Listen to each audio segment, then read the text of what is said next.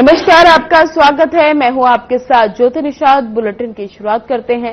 राजनांदगांव में दीपावली के 2 दिन बाद हर साल की तरह इस बार भी अन्नकूट महोत्सव का भव्य आयोजन हुआ।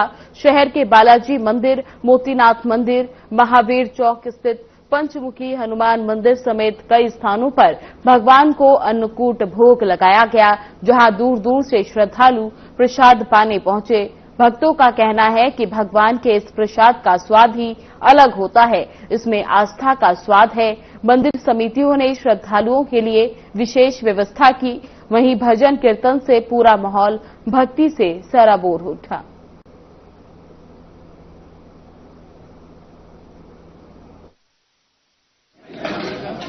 राजनांदगांव संस्कार धानी शहर पे मोतीनाथ मंदिर 200 वर्ष पुरानी मंदिर है, जहां मोतीनाथ बाबा जीवंत समाधि लिए हुए हैं। इस समाधि का एक अपना अलग ही महत्व है और हम लोग अन्नकूट का पर्व मोतीनाथ बाबा के स्मृति में मनाते हैं। और वैसे तो हिंदू समाज में अन्नकूट का पर्व मनाया बहुत धूमधाम से जाता है, उसी प्रकार सार्वजनिक मोतीनाथ मंदिर ट्रस्ट जो है वह भी यह कार्य विगत 200 वर्षों से चला रही है। इस वर्ष भी बहुत धूमधाम से अन्नकूट का आयोजन किया जा रहा है। जब तक आते हैं तब तक अन्नपूर्णा माता का भंडार जो है पूरता है। और इस अन्नकूट के प्रभारी अरुण खंडेलवाल जी है, जो ये पूरे कार्यक्रम को खुद सुबह से लेकर शाम तक संचालित करते हैं। बाकी सभी सदस्यगण इसमें अपना सहयोग देते हैं, किंतु इनका विशेष योगदान रहता है। आपका शुभ नाम? मैं राजेश कुमार खंडेलवाल।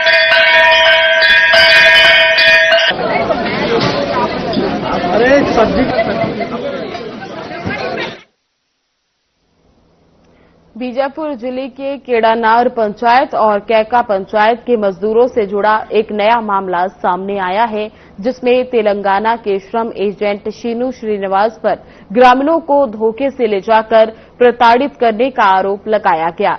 घटना का विवरण स्थानीय ग्रामीण रिपोर्ट के अनुसार कुल 18 मजदूरों को शीनू श्रीवास्तव नामक व्यक्ति ने मजदूरी दिलवाने के नाम पर तेलंगाना बुलाया था।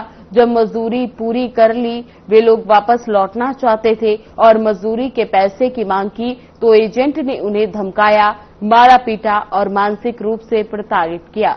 पीड़ित परिवारों ने बीजापुर पुलिस थाने में पहुंचकर एफआईआर दर्ज कराने के लिए आवेदन दिया है। आवेदन में तेलंगाना निवासी एजेंट शीनू श्रीवास्तव के खिलाफ जबरदस्ती मजदूरी व मारपीट के प्रकरण में मामला दर्ज कर कड़ी कार्रवाई की मांग की है।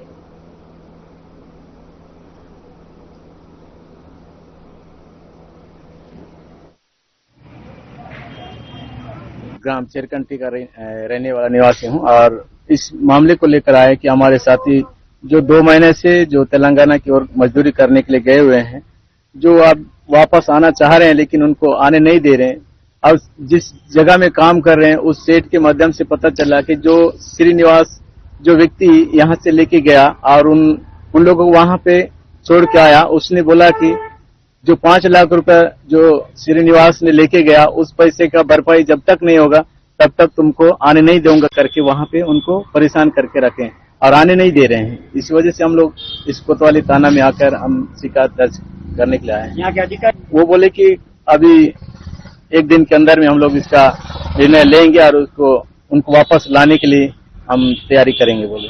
18 लोग हैं, गुमरा से कितना 7 लोग हैं और कड़ीनार से 11 मजदूर हैं। इन लोग वहाँ काम करने गए हुए हैं। मेरा निवास है कड़ीनार। मैं कड़ीनार से यहाँ पर ये लोग बीजापुर से अपने कड़ीनार से बीजापुर आए, वहाँ से तेलंगाना की ओर गए और यहाँ से एक एजेंट आया है जो कि यहाँ पे जगह के लेके गया है। अपने हक अधिकार और घुसपैठियों के खिलाफ हम आवाज उठाते हैं। लगातार हम यहाँ बैठक लगाकर हमारे समाज को जागरूक करने का काम करते हैं। हम यहाँ पर उपस्थित होने का सबसे पहले मकसद है कि जिस प्रकार हमारे साथियों ने जो कड़ीनार और गुमरा कायका के लोग ने मुझे कॉल करके बोले हैं, मैं सतीश मंडावी युवा प्रभाग मुरिया समाज का जिला अध्यक्ष हूँ। हम यहाँ पर उपस्थित होने का एक ही मकसद है कि हमारे जो लोगों को बाहर लेके गए हैं उनके खिलाफ एफआईआर कराने के लिए आए हैं। यहाँ पे जनप्रतिनिधि है। मैं ये बताना चाहता हूँ, जो ग्राम पंचायत कड़ीनार सीतापारा से 11 ग्रामीण एवं ग्राम पंचायत कायका गुमरा से 7 ग्रामीण एवं इस प्रकार कुल 18 मजदूर को 8/8/2025 को तेलंगाना राज्य के जिला करीमनगर गांव एम्मालोड श्रीनिवास एजेंट के द्वारा हमारे साथियों को लेके गए। यही नहीं, वो तो लेके वहां तक ठीक है, हम समझ सकते हैं। वहां तक लेके जाने के बाद इन्होंने क्या किया है, कर्नाटक में ले जाके हमारे साथियों को ले जाके वहां पे बंदी बना के आए। अभी लोग आना चाहते हैं। अभी क्या हम लोग किसान आदमी है, धान कटाई का समय हुआ, वो बोलता है कि नहीं हम जाने देंगे, आपका जो सेठ है आप लोगों जो लेके आया वो 5 लाख रुपया लिया, वो जब देगा तभी हम छोड़ेंगे। इस प्रकार हम इसी मामले को लेके आज हम कोतवाली थाना बीजापुर में FIR करवाने आए हैं और हमारे साथियों को वापस लेने के लिए। हमारे जो बहुत सारे साथी जनप्रतिनिधि, समाज के प्रमुख सरपंच भी है, जनपद महोदय भी, उनका पीड़ित परिवार भी है।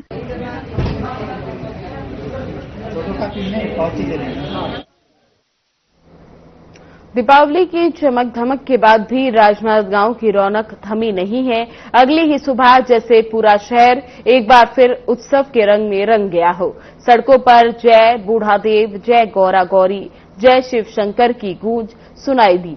ढोल की थाप, मजीरों की गूंज और लोकगीतों की मधुर लहरियों के बीच निकली शोभा यात्रा ने हर किसी का मन मोह लिया।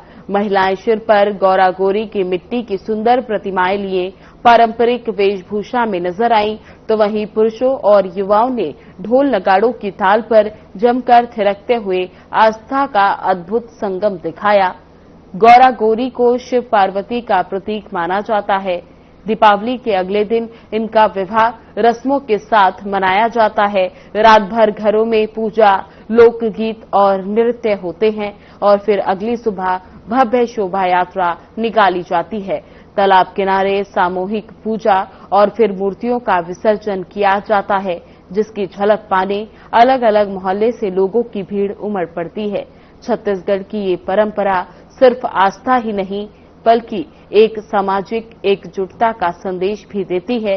ये पर्व खासकर आदिवासी और ग्रामीण समुदाय के बीच गहरी आस्था से जुड़ा है, लेकिन आज शहरी युवा भी इस संस्कृति में बढ़ चढ़कर हिस्सा ले रहा है।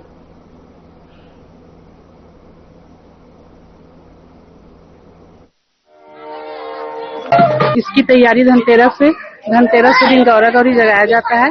उसके पहले 5 लड़कियों के द्वारा पूजन किया जाता है और लेडीजें आती हैं और यहाँ पर गौरा गौरी जगाते हैं। धनतेरस से चालू हो जाता है और धनतेरस रुक जाता है, उसके दिन इसको जगाते हैं और दीपावली के दिन इसका चूरमाटी लेने जाते हैं और लक्ष्मी पूजा के दिन चूरमाटी लेके आने के बाद इसकी तैयारी करते हैं और तैयारी करने के बाद मूर्ति बन जाता है। फिर इसका श्रृंगार करते हैं। श्रृंगार करने के बाद फिर लेकर आके फिर यहाँ पर इसकी स्थापना करते हैं। पूरे मोहल्ले वासी इसमें साथ देते हैं। इस बार लड़कों ने जो बोलबम वाले लड़के जो थे उन्होंने बहुत ज्यादा सहयोग दिया और बहुत सुंदर यहाँ पर सजाया स्थल को और इसमें लड़कों का भरपूर सहयोग रहता है। पूरे मोहल्ले वासियों को बहुत सहयोग रहता है और बहुत धूमधाम से मनाया जाता है और बहुत हर्षोल्लास है। ये परंपरा बहुत पुरानी है। बीच में कोरोना काल में ऐसा हो गया था कि नहीं रखेंगे करके, लेकिन इनकी कृपा से चालू हुआ और ये परंपरा चालू है। गौरा गौरी जमात पारा वार्ड नंबर 24 में भव्य दिवाली है हमारे लिए, पूरे यादव बस्ती के लिए। हमारे लिए ये त्योहार पारंपरिक है, हमारे पूर्वजों से चला आ रहा है, तो इसको लगातार प्रयास करते हैं कि हम इसको मनाते रहें और हमारे पूर्वजों का जो हुआ है उसको हम निभाते रहें बच्चे लोग। और हाँ, बीच में कोरोना काल था, उसके बावजूद में हम लोग छोटे रूप से इसको प्रारंभ कंटिन्यू करते रहे और हमारे वार्ड के, हमारे मोहल्ले के समस्त भाई बंधु बहन दीदी, यहाँ तक के हमारे शीतला मंदिर के बड़े महाराज लोग यहाँ आकर के हमारे गौरी गौरम में मतलब भव्य पूजा अर्चना के साथ इस गौरी गौरा को समापन के लिए, विसर्जन के लिए ले जाते हैं और पूरे जमात पारा में हर्षोल्लास के साथ आज के दिन को मनाया जाता है। हमारे लिए यही सबसे बड़ी दीपावली है और हमारे सभी वार्ड वासियों को कोटि कोटि दीपावली की ढेर सारी शुभकामनाएं। असल में ये पारंपरिक पर्व है जो कि भगवान श्री शिव और पार्वती एक गौरा गौरी के रूप में जन्म लिए।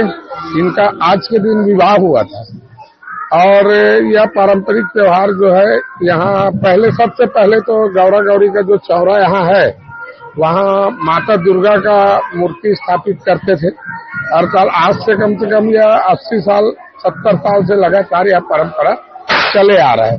अब माँ दुर्गा का स्थान बदल के आगे चौक पे किया गया है और यहाँ पे गौरा गौरी का चौड़ा बनाकर इसकी पूजा अर्चना की जाती है, ताकि जिस एरिया में इनका चौड़ा बनता है उसके आसपास के पूरे क्षेत्र जो है सुख समृद्धि, बाल बच्चे के लिए, पति के लिए, परिवार के लिए, सभी के लिए पूजा जो है बहुत ही महत्वपूर्ण है। और इस पूजा को करने से घर में सुख शांति, मोहल्ले में सुख शांति बनी रहती है। इस कारण इसको अपन मनाते हैं। और अब ये यहाँ से उठाकर जो कन्याएं हैं अपने सर में बोल लेते हैं और इसको एक मोहल्ले के जो एरिया है वहां से घुमाते हुए अभी आगे जाएंगे तो हमको जगह जगह खड़े होना पड़ेगा, क्योंकि इनकी पूजा जो है अभी लोग करेंगे और उसके बाद इसको मोती तालाब ले जाया जाएगा। अब मोती तालाब में फिर इनका विसर्जन करके वापसी घर को आते हैं।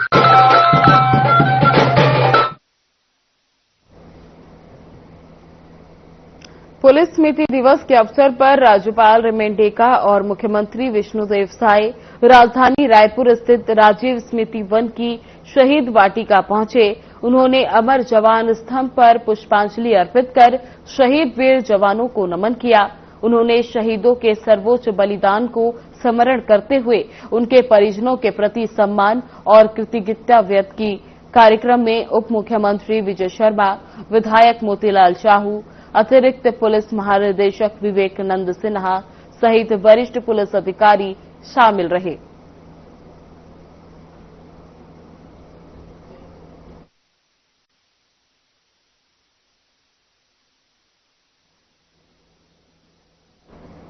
जहां एक और पूरे देश में पुलिस स्मृति दिवस बड़े ही श्रद्धा और सम्मान के साथ मनाया जा रहा है, वहीं इस क्रम में कोरबा जिले के पुलिस अधीक्षक कार्यालय के परिसर में भी पुलिस स्मृति दिवस का आयोजन किया गया।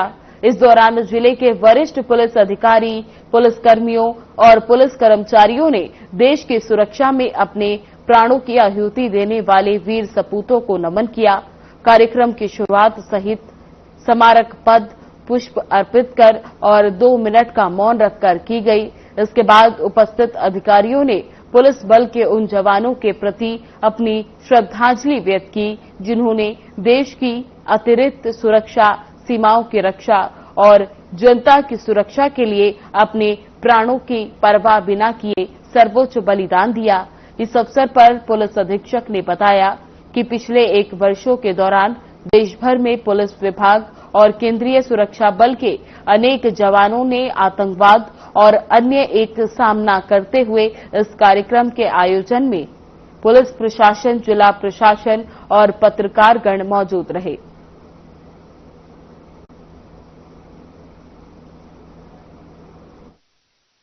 भाई पंचराम खोसले। आज पुलिस स्मृति दिवस के अवसर पर जो हमारे देश की जान माल की रक्षा करते हुए शहीद हुए हैं, उन ऐसे महान सपूत को हम सब लोगों ने मिलकर उनके स्मृति में पुष्प चक्र अर्पित करके उनको श्रद्धांजलि अर्पित किए हैं। निश्चित तौर पर ऐसे वीर जवानों के ऊपर हम सबको गर्व होना चाहिए, जिन्होंने हम सब की रक्षा करते हुए अपने प्राणों की आहुति देते हैं। आज पुलिस स्मृति दिवस के अवसर पर देश भर में शहीद हुए पुलिसकर्मियों को यहाँ पर श्रद्धांजलि व्यक्त की गई और निश्चित ही उनके बलिदान से ही आज हम सभी सुरक्षित रहते हैं। देश की आंतरिक शांति व्यवस्था को बनाए रखने में तथा नागरिक एक सम्मानपूर्ण और सुरक्षित जीवन जी सकें, इसके लिए सभी पुलिसकर्मियों का योगदान सराहनीय है। और आज के दिवस के दिन जो अपने कर्तव्य पथ पर पुलिसकर्मी शहीद हुए हैं, हम सभी उनको अपनी कृतज्ञता अर्पित करते हैं। पिछले 1 वर्ष में जो भी हमारे पुलिस, विभिन्न राज्य की पुलिस जो फोर्स के जवान हैं, हमारे जो केंद्रीय सुरक्षा बल के अंदर कार्यरत न केवल जवान परंतु अधिकारियों ने, अन्य ऑक्सिलरी फोर्सेज ने जो अपने सर्वोच्च बलिदान दिया है देश की सुरक्षा के लिए, देश के अंदर अमन चैन कायम करने के लिए, उन सबको आज हमने एक बेहद भावभीनी श्रद्धांजलि यहाँ पे अर्पित करी है। और जो हमारे कोरबा के निवासी 12 हमारे शहीद जवान हैं, उनके परिवारों से भी मिलकर उनकी समस्याओं को भी हमने जाना है। और मेरे यही जनता को भी संदेश है कि पुलिस आपकी रक्षा के लिए, आपकी सुरक्षा के लिए, चाहे वो कोई भी यूनिफॉर्म फोर्स हो, वो सभी आपकी रक्षा के लिए, सुरक्षा के लिए सदैव तत्पर रहते हैं। तो उनका सहयोग करें, उनका जो भी आदमी यूनिफॉर्म में है, यदि वो वैध बात हो रहा है तो कानून का पालन करें। इन्हीं सब शब्दों के साथ मैं अपनी वाणी को विराम देता हूं। जय हिंद। शहीद और शहीद परिवार है, भी यहाँ पर उनके परिजन यहाँ पर। बीजापुर में पुलिस स्मृति दिवस के अवसर पर रक्षित केंद्र नया लाइन गंगालूर रोड में एक गरिमामय कार्यक्रम का आयोजन किया गया, जिसमें मुख्य अतिथि के तौर पर पुलिस अधीक्षक जितेंद्र यादव, शहीद पुलिस जवानों के परिजन, स्थानीय जनप्रतिनिधि और पुलिस बल के अन्य अधिकारी शामिल हुए। कार्यक्रम की शुरुआत राष्ट्रगान और शहीद स्मारक स्थल पर पुष्पांजलि अर्पण कर हुई। इसके बाद पुलिस जवानों ने श्रद्धांजलि परेड प्रस्तुत की, जिसमें शहीदों के नाम का वाचन किया गया और उनके परिवारों को सम्मानित किया गया। आपको बता दें कि मुख्य अतिथि जितेंद्र यादव ने अपने संबोधन में कहा कि पुलिस बल के जवानों की शहादत समाज की सुरक्षा और देश की एकता का आधार है और प्रत्येक नागरिकों को उनके योगदान का सम्मान करना चाहिए।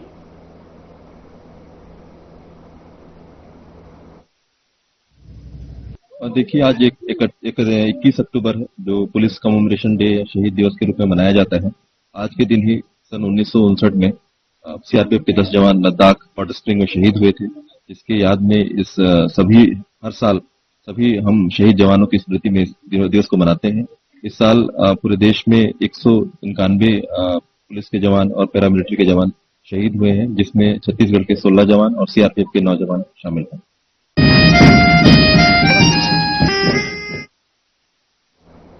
राजनांदगांव में नया बस स्टैंड पर दीपावली के पावन अवसर पर भूतपूर्व सैनिक कल्याण संगठन द्वारा एक विशेष दीपावली मिलन समारोह का आयोजन किया गया। इस मौके पर शहर और ग्रामीण अंचल से आए भूतपूर्व सैनिकों ने एक दूसरे से मिलकर पुराने दिनों को याद किया और देशभक्ति की भावना को प्रगाढ़ किया। कार्यक्रम की खास बात रही कि अग्निवीर भर्ती में सफल हुए युवाओं का विशेष सम्मान। इन युवाओं ने भूतपूर्व सैनिकों द्वारा संचालित निःशुल्क ट्रेनिंग सेंटर में प्रशिक्षण प्राप्त कर सफलता पाई। प्रशिक्षण प्राप्त कर रही युवतियों और युवक ने मंच से अपनी बातें साझा की और कहा, यहां जो ट्रेनिंग मिल रही है वो सिर्फ फिजिकल नहीं बल्कि मानसिक रूप से भी हमें मजबूत बना रही है।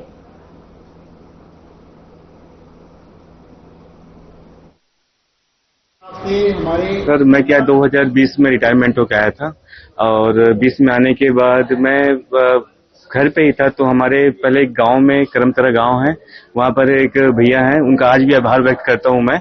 उन्होंने बोले कि अपना करमतरा में आया हो तो आप फ्री बैठे हो भैया, तो अपना बच्चों को प्रशिक्षण दो, एकेडमी के बारे में बताओ क्या है, कैसे होता है, कैसे भर्ती होते हैं। तो उनका बहुत बड़ा मेरा जीवन में योगदान रहा। अपना करमतरा गांव में एक पुलिस में है भी योगेश भैया है, तो उन्हीं के माध्यम से वहां पर करमतरा में चालू किया था। करमतरा मेरे पास 20 बच्चे थे। करमतरा के बाद मैं फिर अपना तुमड़ी बोर्ड में चालू किया, चलो एकेडमी को पढ़ाते हैं। उसके बाद अपना तुमड़ी बोर्ड और अपना मोहारा ग्राउंड में 3 जगह प्रशिक्षण चल रहा था। अभी खासकर 2 ही जगह चल रहा है, तुमड़ी बोर्ड में और अपना मोहारा में। मैं सीक्रेट डिफेंस एकेडमी में 1 साल ट्रेनिंग किया। उसके बाद मेरा सिलेक्शन हुआ था इंडियन नेवी में। मैं अभी अंडमान में पोस्टिंग हूँ। जहाज में जो इंडियन नेवी के जहाज हैं, शिप हैं, उनमें जो सर्चिंग करते हैं अंडमान एंड निकोबार कमांड में, वहाँ अभी पोस्टिंग हूँ। ट्रेनिंग लिए तो ट्रेनिंग से क्या बदलाव महसूस हुआ? ट्रेनिंग से बहुत बदलाव होता है, क्योंकि हम अभी सिविल लाइफ जीते रहते हैं, जो अभी बाहर में रहते हैं, तो वहाँ फौज में जाके जो डिसिप्लिन है वो बहुत काम आता है बाहर में। और जो वहाँ बताते हैं जो कैसे सीनियरों से बात करना है और क्या करना है, वो सब बहुत इम्पोर्टेंट है। मेरा तुषार कुमार। ट्रेनिंग स्टार्ट हुए, अभी न्यू बैच स्टार्ट हुए 1 महीने होने वाला है। वहाँ हम लोग को भूतपूर्व सैनिक सर लोग हैं, वो निःशुल्क ट्रेनिंग देते हम लोग को। मैं ग्रामीण अंचल से आती हूँ। ऐसी लड़कियां जो इस क्षेत्र में जाना चाहते हैं, जिनको वर्दी की चाह है, वो अधिक से अधिक संख्या में यहाँ जुड़े। सर, ये हमारा शिखर डिफेंस अकेडमी लगभग 5 साल से चला आ रहा है और सर लोगों के मार्गदर्शन से बहुत अच्छा ट्रेनिंग हो रहा है वहाँ, और बच्चों के भविष्य के लिए मोटिवेट अच्छे से करते हैं सर, और जो भी हो सकता है अपने से कर रहे हैं सर। बाकी सब आप भूतपूर्व सैनिक हैं, जो सब ऑफिसर, देवेंद्र सर, उनसे बस यही चाहते हैं कि सब आगे बढ़े और हम लग जाएं, उनके लिए बहुत काफी है सर। मेरा नाम मीना कुमार है सर। मैं पिछले 2 वर्ष से सर ट्रेनिंग वहीं कर रहा हूँ। आशा है कि मेरा भी हो जाए। मैं इसी तरीके से 8वीं तक हुआ है। भारत माता की जय, भारत माता की जय। उम्र के हिसाब से हमारे शरीर में मैं भी करते थे हम भी। कांकेर लोकसभा से सांसद भोजराज नाग लोगों में काफी लोकप्रिय हैं और उसकी वजह है लोगों से उनका मिलनसार व्यवहार। इतना ही नहीं, वे लोगों की परेशानियों को लेकर अधिकारियों को फटकार लगाने से भी पीछे नहीं हटते। देखिए हमारी खास रिपोर्ट।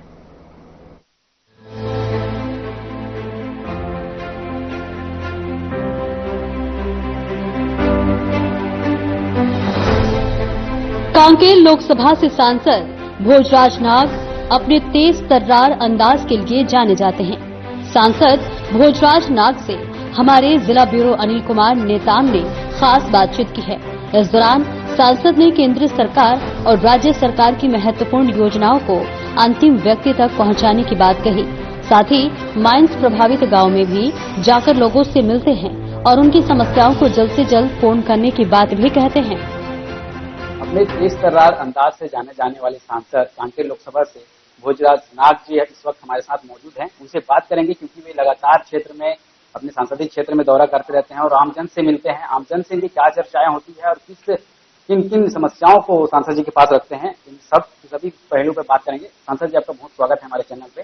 बहुत धन्यवाद जी। और सबसे पहले सवाल ये रहेगा सर कि आप लगातार अपने संसदीय क्षेत्र में दौरा करते रहते हैं, आमजन, अंदरूनी क्षेत्र की बात करें, वहां तक भी पहुंचते हैं, आम लोगों से मिलते हैं, क्या कुछ समस्याएं आपके पास रखते हैं? सबसे पहले तो आज दीपावली की सबको बहुत बहुत शुभकामनाएं, पूरे छत्तीसगढ़ वासियों को, हमारे कांकेर लोकसभा वासियों को और भारत देशवासियों को मैं दीपावली पर्व की बहुत बहुत शुभकामनाएं देता हूं, बधाई। आपने लगातार अपने क्षेत्र में दौरा करते हैं सांसद महोदय और लगातार आमजन से भी मिलते हैं, काफी समस्याएं होती हैं क्षेत्र की, आप तक भी बात रखते होंगे, किस तरह से बातें जो है आपके सामने लाते हैं? देखिए, हमारा जो बस्तर क्षेत्र है, कांकेर क्षेत्र है, ये क्षेत्र दुर्गम क्षेत्र है। यहाँ विकास की काफी संभावनाएं हैं।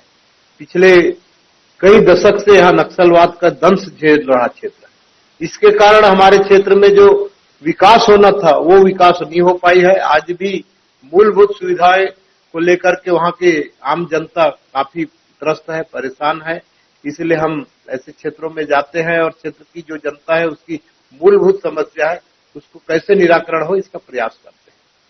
जी, लगातार आपका संसदीय क्षेत्र बहुत बड़ा क्षेत्र है क्योंकि बालोद जिला भी आपके क्षेत्र में आता है, साथ ही पूरे कांकेर आपके क्षेत्र में आता है। माइनिंग कांकेर जिले में अधिकतर है, खास करके भानुप्रतापपुर ब्लॉक की बात हो तो यहाँ पर अमूमन देखा जाता है प्रबंधक के साथ आपसी सामंजस्य ग्रामीण बीच में नहीं बैठ पाता है, अपनी चाहे बात रोजगार की हो या क्षेत्रीय समस्याएं, कुछ सड़कों की हो, क्योंकि माइनिंग की वजह से काफी रास्ते भी खराब होते हैं। इन तमाम पहलू पे समस्याएं भी आपके पास आती हैं। तो माइंस प्रबंधक रोजगार देने की बात तो करता है, लेकिन स्थानीय लोगों को महत्व नहीं दिया जाता है, ऐसा ग्रामीणों को हमेशा सिखाया रहता है। देखिए, हमारा कांकेर लोकसभा, चाहे कांकेर जिला कहें या बालोद जिला कहें, ये दोनों माइंस वाला क्षेत्र है। दल्ली राजहरा में भी बीएसपी माइंस 50-60 वर्षों से काम कर रही है और आने वाले 50-60 साल में रावघाट खदान भी अभी जो शुरू हुआ है उसको आगे काम करना है।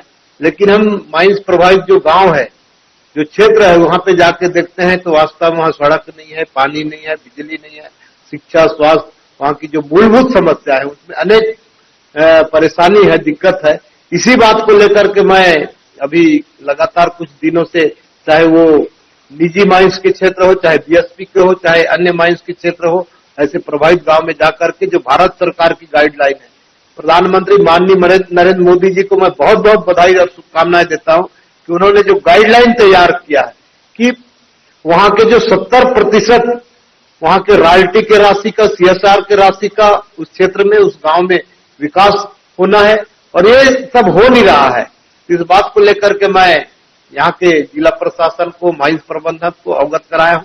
आने वाला समय में मैं माननीय प्रधानमंत्री नरेंद्र मोदी जी से भी मिल करके, पत्र व्यवहार करके इस सारे व्यवस्था को ठीक करने का प्रयास करूंगा। आप लगातार दिल्ली भी दौरा होता है क्योंकि आप ज्यादा फोकस देखते हैं किस क्षेत्र पे आपका ज्यादा फोकस रहता है कि आप अपने जो समस्याएं हैं क्षेत्र की उनको आगे आप दिल्ली, जैसे कि दिल्ली में पहुंचा है, दिल्ली संसदीय क्षेत्र में जैसे आपका संसदीय क्षेत्र कांकेर है, दिल्ली तक आप बात ले जाते हैं, किन क्षेत्रों पे ज्यादा फोकस रहता है? निश्चित रूप से हमारी सरकार की जो अंतिम पंक्ति के अंतिम व्यक्ति तक सरकार की योजना का लाभ मिले, ये पंडित दीनदयाल उपाध्याय जी ने जो अंत्योदय योजना को सोच करके उन्होंने लागू किया था, और आज हमारी सरकार, चाहे वो केंद्र सरकार हो, चाहे हमारी राज्य सरकार हो, माननीय प्रधानमंत्री नरेंद्र मोदी जी के नेतृत्व में हमारे माननीय मुख्यमंत्री विष्णुदेव साय जी नरेंद्र मोदी जी के गारंटी को पूरा कर रहे हैं। और इसी का ये देन है कि आज छत्तीसगढ़ में कहें, चाहे भारत देश में कहें, आज जो आम जनता को केंद्र सरकार और राज्य सरकार की जो योजना का लाभ मिल रहा है और क्षेत्र में विकास हो रहा है, ये माननीय प्रधानमंत्री नरेंद्र मोदी जी के कारण हो रहा है। धन्यवाद सर आपका।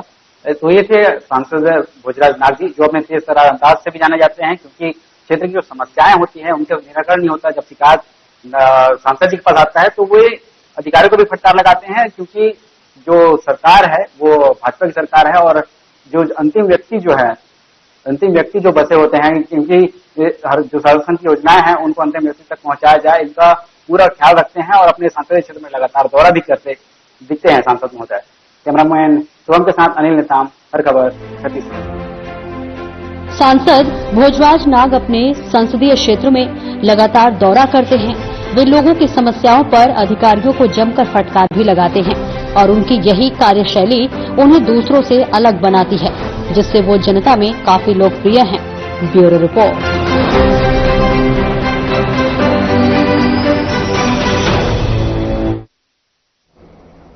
फिलहाल बुलेटिन में बस इतना ही। बने रहे हमारे साथ। नमस्कार।